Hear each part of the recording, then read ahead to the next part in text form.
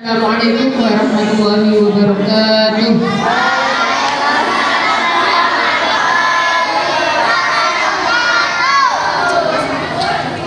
Alhamdulillahirabbil alamin wa bihi nasta'in ala umuri dunya waddin wassalatu wassalamu ala asyrafil anbiya'i wal mursalin sayyidina Muhammadin wa ala alihi wa ashabihi ajma'in amma ba'du. Awalan, marilah kita haturkan rasa syukur kita kehadirat Allah Subhanahu wa Ta'ala yang telah melimpahkan rahmat dan nikmat sehat kepada kita sehingga kita bisa hadir dan bermuajahah di majelis ini dalam keadaan sehat walafiat. Sanian, salawat serta salam tetap tercurahkan kepada junjungan kita Nabi Agung Muhammad Sallallahu Alaihi Wasallam akan kita nantikan syafaatnya di yaumil qiyamah. Amin Allahumma amin. Di sini saya akan menyampaikan materi dengan tema manajemen waktu ala Rasulullah. Sebelum beranjak ke materi, kita ketahui dulu apa itu arti manajemen. Manajemen secara bahasa atau secara arti ringkasnya itu artinya seni mengatur atau mengelola. Jadi kalau manajemen waktu itu artinya mengatur atau mengelola waktu dengan baik. Cara mengatur waktu dengan baik ala Rasulullah itu dikelompokkan menjadi 6 poin. Poin yang pertama yaitu menentukan prioritas. Rasulullah menentukan prioritas pertama dan di atas segala-galanya itu adalah ibadah. Ibadah merupakan hal penting dalam setiap kegiatan yang kita lakukan. Setelah bangun tidur, kita akan melaksanakan sholat subuh kan? Jadi kalian sholat subuh apa tidak? Ya, jadi kalau setelah bangun tidur itu kita wajib melaksanakan sholat subuh karena sholat itu ibadah, hubungan kita dengan Allah. Jadi kalau ibadah itu prioritas yang paling utama dan paling pokok dalam setiap melakukan kegiatan. Kemudian poin yang kedua yaitu membagi waktu menjadi 3 bagian. Bagian pertama ialah waktu kita dengan Allah, itu mencakup ibadah sholat, zakat, puasa, zikir dan sebagainya. Kemudian waktu yang kedua yaitu waktu kita dengan diri sendiri. Waktu kita dengan diri sendiri itu ya sholat, makan, kemudian berolahraga, belajar. Yang ketiga, waktu kita dengan orang lain itu mencakup sosialisasi dengan orang lain, tolong menolong, bersosialisasi dengan masyarakat sekitar dan lain-lainnya. Poin yang ketiga adalah memanfaatkan waktu dengan baik. Kalian sebagai pelajar harus memanfaatkan waktu dengan sebaik mungkin.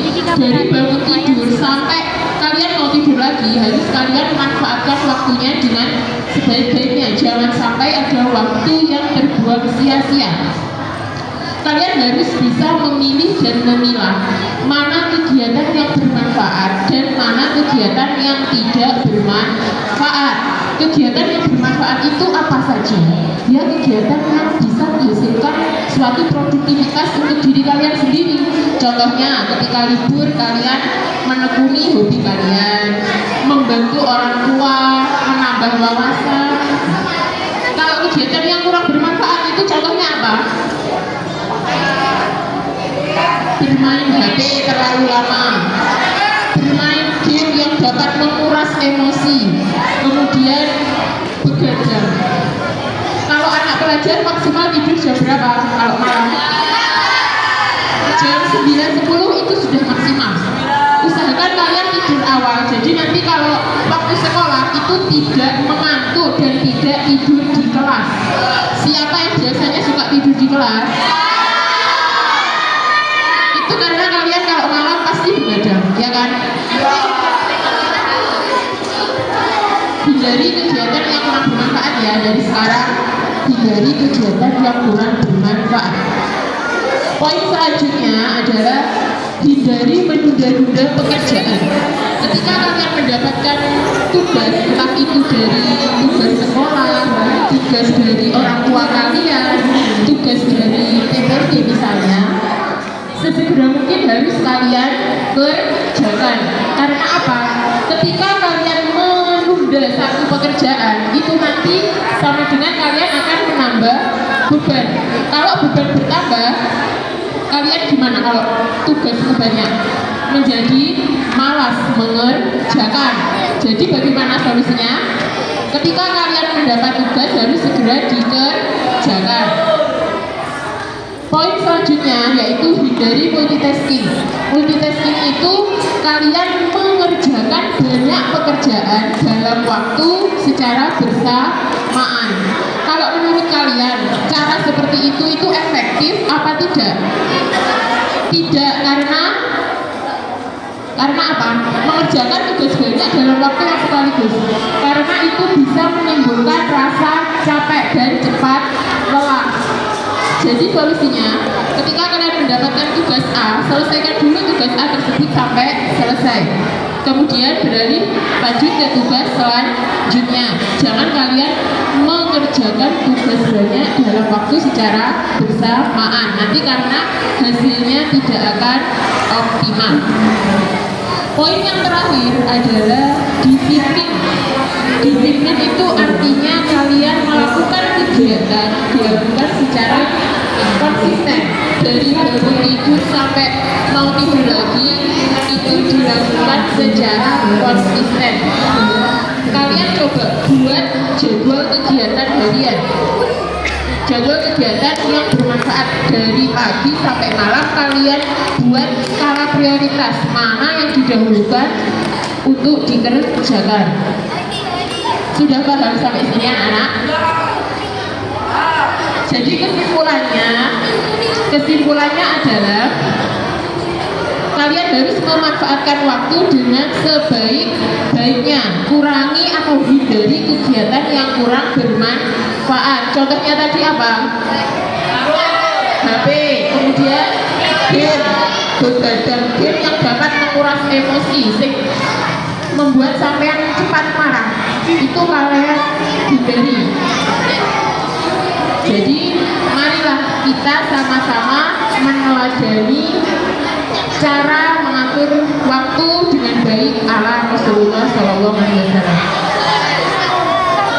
Sebelum saya tutup kajian dakwah pada hari ini, terlebih dahulu saya sampaikan bahwasannya dari Al-Quran tentang waktu itu terdapat dalam surah Al-Ashr ayat 1-3.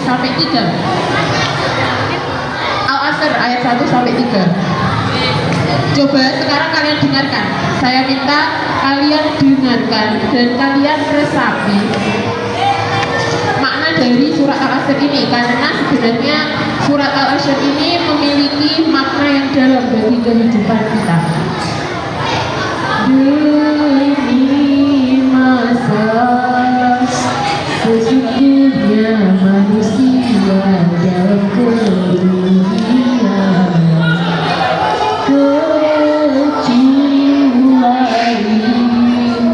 yang beriman dan yang beramal saleh. Lima perkara sebelum lima perkara, sehat sebelum sakit, muda sebelum tua, kaya sebelum miskin, lapang sebelum sepi.